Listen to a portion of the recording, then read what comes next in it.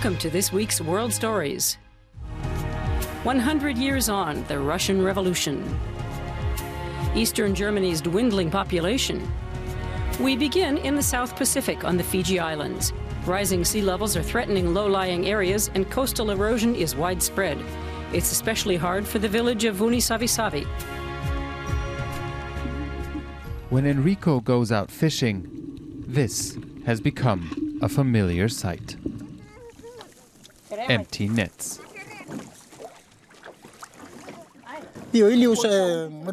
When I was small, I usually went out to sea with my grandfather and father, but we didn't have to come as far out as we are now. We would only go as far as the closest reefs, get a good catch and then go back. Now it's different. We have to go from one reef to the next because there's nothing there. The sea is getting warmer.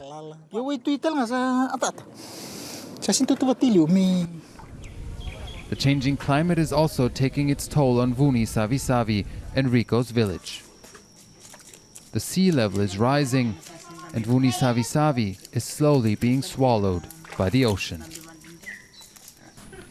The salt water makes the soil infertile, leaving behind only sandy, barren land. It also corrodes the foundations of the houses. Eventually, the villagers have no choice but to give them up. When we built our homes, we thought we could live here forever. We never thought of such a thing as climate change and that it could impact us like this and so quickly. Now we're seeing what it can do. It's really sad for everyone in the village. Over a bowl of kava, a traditional, mildly narcotic drink in the Pacific, they discuss their future. Just a few hundred meters further up in the hills, there's enough space to relocate the whole village permanently. But most of the villagers refuse to move. To them, the land they live on is sacred. It is these stones they cherish. They mark the original home of the first chieftain to rule over the whole island and large parts of eastern Fiji some 200 years ago. Because of tribal wars, he himself was forced to leave, but he sent the villagers' ancestors to keep watch. Today, his successor lives on a different island, but the villagers' obligation remains. We were supposed to be relocated, but we said that we can't move because first we have to consult our paramount chief. We asked him, but he didn't agree to the relocation. He told us we had to stay here because the duty bestowed on us is of great importance. And yet, the rising seas might leave them with no choice but to abandon this sacred place. For the people of Vuunisavisavi, climate change is more than just an abstract threat. For them, it's real, and they need real answers before their home is lost forever. It was a revolution that brought down Imperial Russia and shook the world. 100 years ago, the Bolsheviks seized power in St. Petersburg and the Soviet regime was born. But celebrations in Putin's Russia have been muted. Reviving the spirit of Lenin in a park in St. Petersburg. A dozen young men and women are celebrating the 100th anniversary of the October Revolution, an era they've only read about.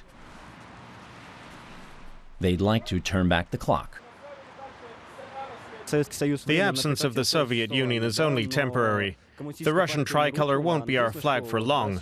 Our red communist flags will fly again. Even though our country has taken a giant step backward, I'm sure the triumph of socialism lies ahead. That's our country's only future. That's exactly what Russian revolutionaries thought when they stormed the Winter Palace in St. Petersburg 100 years ago. Vladimir Lenin proclaimed a new world of socialism. 74 years later, the Soviet Union collapsed. Lenin's personality cult became a joke. The leader of the world's working class, now a tourist attraction at Red Square. 100 years later, I say the revolution was wrong. Democracy is not good. When a country has a czar, there shouldn't be a revolution. Russian officials appear ruffled by the celebrations. It's been a long time since parades were held at Red Square. Today's Kremlin officials are making sure that their historical narrative prevails. Official historians interpret the October Revolution centennial as a dangerous inspiration for new protests. Russia needs to look at the revolution differently. The tragic events that led to the breakup of our country and huge losses should serve as a lesson for the future, so that something like that never happens again. A Russian population united in support of the Kremlin. That's the leadership's vision. The goal is to regain imperial strength. Yes to a strong Russia, no to another revolution. 100 years later, Lenin's ideology is not in the Kremlin's playbook, but consolidating power certainly is. The problem of rural depopulation is not exclusive to Germany, but the situation in eastern areas of the country has long been viewed as critical. Villages and small towns are facing a struggle to survive. Debate continues about what to do.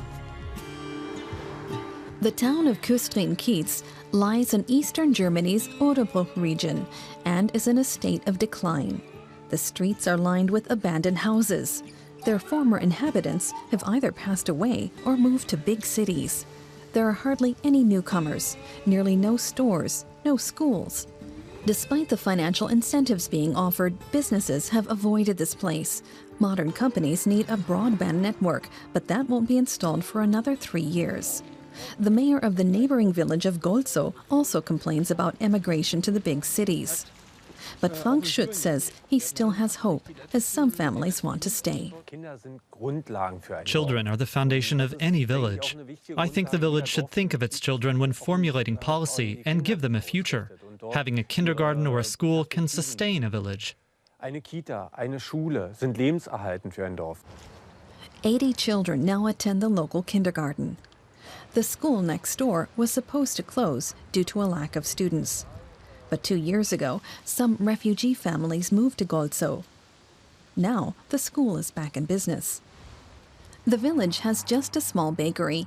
It's the only place that sells food, and it's only open for a few hours a day. The supermarket here closed years ago. Frank Melcher has lived here since childhood, and he wants to stay.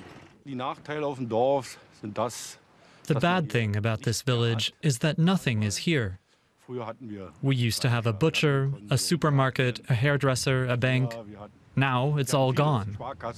There's nothing left. And the young people go where they can get a job. As County Commissioner of Märkisch-Oderland, Gernot Schmidt is the highest-level politician around. He wants Germany's new federal government to invest in local villages, but he feels this money should be used strategically. The money shouldn't go into subsidy programs that would build the 50th or 100th village community center. We need good infrastructure that connects rural areas with metropolitan ones.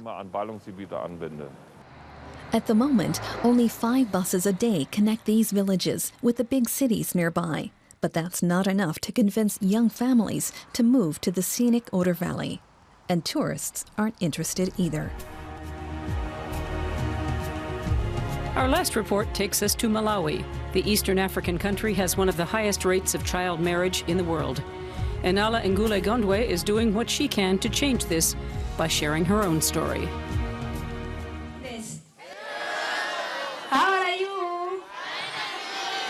Whenever the opportunity arises, Enala Ngule Gondwe comes to this school in Karonga in northern Malawi. She's very passionate about girls' education. Enala wants them to stay in school and not get married at a young age. So she uses her own story as a cautionary tale. She dropped out of school at the age of 13 when she got married, something she's not so proud of. I made a long decision. So one day I decided, no, it doesn't matter, I have 6 children, but I should go back to school. Then I started standard 8. As for now, I achieved my goal. So you young girls, work hard, encourage your fellow students, so that day one, you should depend on your own. Enala has to take care of her children herself. Her husband doesn't have enough money to support them. He has 2 other wives. But she never gave up. This makes her a role model for others. Bye. We shall meet. Yeah, I was impressed with her story, and I'm so happy to hear it. And I pray to God that I should continue with my education and find fees to my education, and I should achieve my cause so that I could be someone better in the future. In the afternoon, she meets with Alina Suye Karambo. The girl is only 14, but already has a child. Like in many cases, she had to drop out of school. Inala estimates that at least 60% of the girls in Malawi are married off at an early age. There are many reasons for this, such as cultural traditions, poverty, and a lack of education. Sometimes back, when she was 14 years, she just pregnant for a certain man. Then the certain man he runs away. Then this one, she's just staying with her parents. Alina Suye is a member of a group of young mothers who hope to return to school soon. Yes. Inala is already instilling the value of education among her own children.